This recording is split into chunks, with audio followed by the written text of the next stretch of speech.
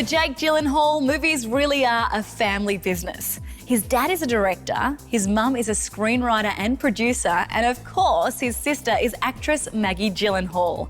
So you could say acting is in his blood. At only 11, Jake got his big break on the big screen playing Billy Crystal's son in City Slickers. He landed his first lead role at 19 in October Sky. It's your birthday. Oh, thank you. Well, I'm gonna show it to the guys. Next, Gyllenhaal wowed audiences in Donnie Darko, playing a confused, depressed teenager. And in a case of art imitating life, Maggie played his sister in the film. Whilst not big at the box office, it became a cult hit, putting Jake on Hollywood's radar. Getting his pick of films, he appeared in Bubble Boy, The Good Girl, and The Day After Tomorrow. 2005 was a huge year for Jake. He impressed audiences in Proof and starred in one of the most controversial films of his career, Brokeback Mountain. Jake played Jack Twist, who falls in love with Heath Ledger's character, Ennis Del Mar. The film was considered very risky, as many believed Hollywood wasn't quite ready for a gay cowboy film.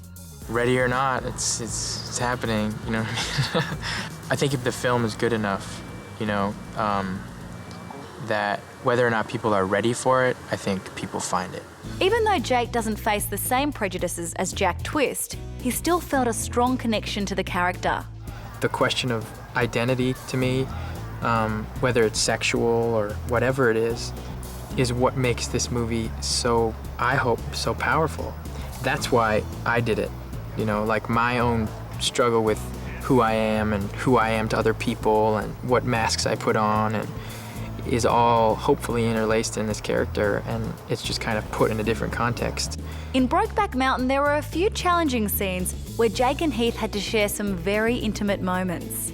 But it was written in such a way that wasn't like vulgar or obvious. It was a real physical connection between these two people. And I have a real issue in films when sexuality or sex is used as a kind of thing to just watch, and this had a real meaning.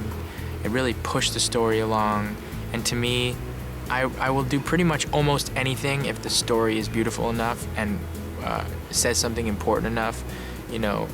I'll take that risk because I feel like it's just not worth it unless you take those risks. Both Jake and Heath were awarded with Oscar nominations for their powerful and heartfelt performances. These are two people who are lonely and looking for a connection and happen to find it with each other at a certain time when it's just not okay, But, love is found in the oddest of places, and I think that's sort of what it's about, and that's what it was about for me when I read it. Always prepared to completely immerse himself in the characters he plays, Jake shaved his head and headed to the desert for Jarhead, where he proved he could do more than his usual sensitive yet disturbed type, instead displaying aggressive masculinity as a violent US Marine during the First Gulf War. Now with a few successful films under his belt, Jake was starting to feel more comfortable in Hollywood. I care a lot about the films I've done in the past year, and they mean a lot to me, and it's a really great feeling.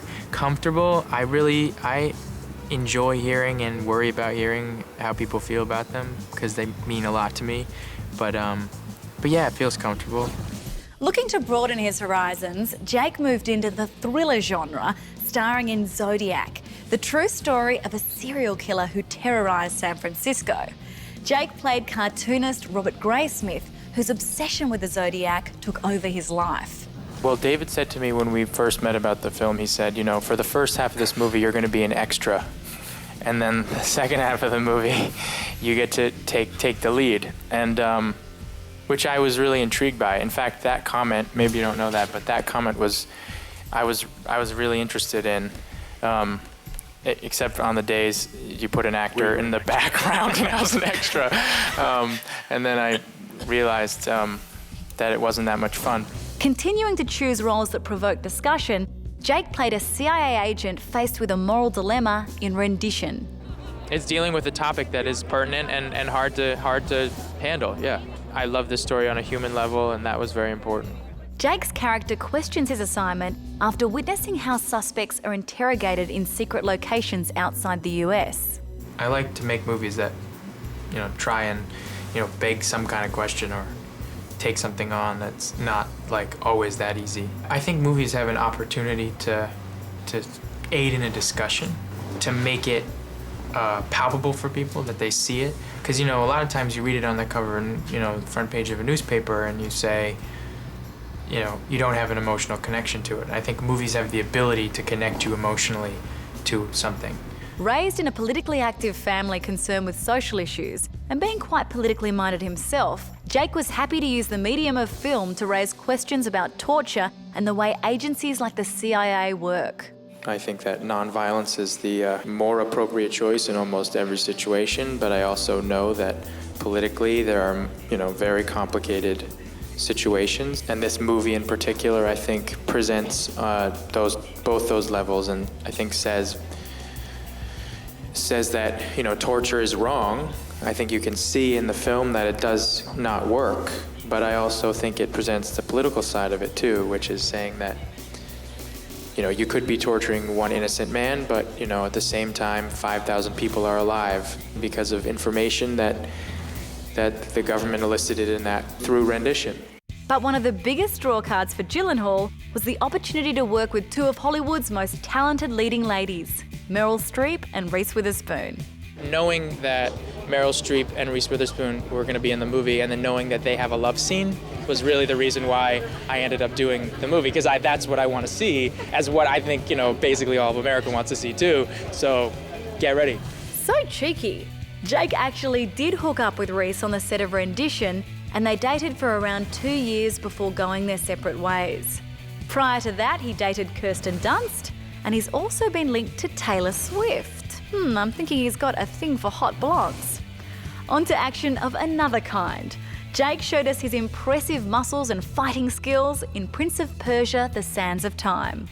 Well, I think first of all, the scope of it, the size of it. When I read the script at first, I just thought, wow, I've never been involved in something that's, like this, and can it be pulled off? It's just so different from anything that I'd ever been involved in. For me, the movies I always love is that movies that are in sort of other worlds, where you have the capability to do almost anything but still be a human being, not a superhero. Getting to be an action star was a dream come true for Jake. This process is so much fun when you get into that world. That's what these movies are. It's action, it's all the stunts. That's what makes these movies what they are, so why not be involved in them? In the mood for a bit of loving, Jake starred alongside Anne Hathaway in Love and Other Drugs. But this wasn't your traditional love story, because each party were trying their best not to fall in love, which led to some very funny moments. I think in real life, you may be going through something incredibly serious and trip and fall, and there's always humor in every moment. So I think the power exists in the balance between the dramatic qualities and the comedic qualities of the movie. From Donnie Darko to Love and Other Drugs, Gyllenhaal has a knack for picking films that have a fresh twist, like Source Code, which saw him repeatedly being sent back to the same moment in time to try and discover who's behind the bombing of a train. What I loved was that there was never a moment where I couldn't think about the audience and I couldn't think about his scenario. So I felt like the audience is always with him and he is the audience, and I love that idea. For Jake, the most important thing is to make movies that are meaningful and not just your standard Hollywood blockbuster. I assume the audience is to be very intelligent. Maybe that's not necessarily the smartest thing on my part, but I really think they are. And I think that an audience finding a movie or loving a movie isn't necessarily in the present moment always. And I've had that experience a lot of times too. It seems there's no coincidence that Gyllen means golden, because Jake Gyllenhaal's career to date has been exactly that. Considered one of Hollywood's most promising actors, and despite his pedigree, I think you'll agree that he's earned his stripes the old-fashioned way, through talent and hard work. Stay tuned to Star Picks for all of the movies you know and the actors you love. Broadcasting glorious high definition with 5.1 surround sound where available. For more of the best in entertainment news, check out your Movie Network channels. It's altogether better on screen and at mnc.tv.